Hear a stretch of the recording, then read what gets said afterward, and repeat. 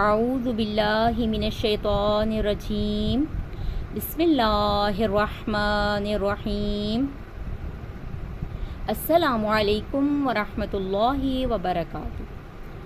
شیخ صدوق نے جابر بن عبداللہ انصاری سے روایت کی ہے کہ میں حضرت رسول اللہ صلی اللہ علیہ وآلہ وسلم کی خدمت میں حاضر ہوا۔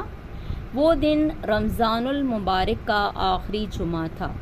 جب حضرت صلی اللہ علیہ وآلہ وسلم کی نظر مجھ پر پڑی تو فرمایا کہ اے جابر، یہ ماہ رمضان المبارک کا آخری جمعہ ہے، بس ماہ رمضان المبارک کو الوداع کہو اور یہ دعا پڑھو، بسم اللہ الرحمن الرحیم، اللہم لا تجعلہ آخر العہد من صیامنا إياه فإن جعلته فاجعلني مرحوما ولا تجعلني محروما۔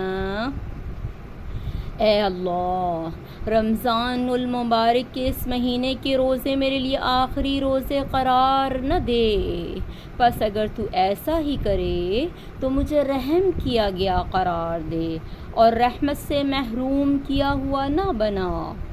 جو شخص بھی اس دعا کو پڑھے گا تو وہ یقیناً 2 سعادتوں میں سے ایک ضرور حاصل کرتا ہے، یعنی یا تو وہ آئندہ رمضان کو پائے گا یا خدا کی انتہائی رحمت و بخشش سے ہمکنار ہو کر عالم بقا میں راحت حاصل کرے گا۔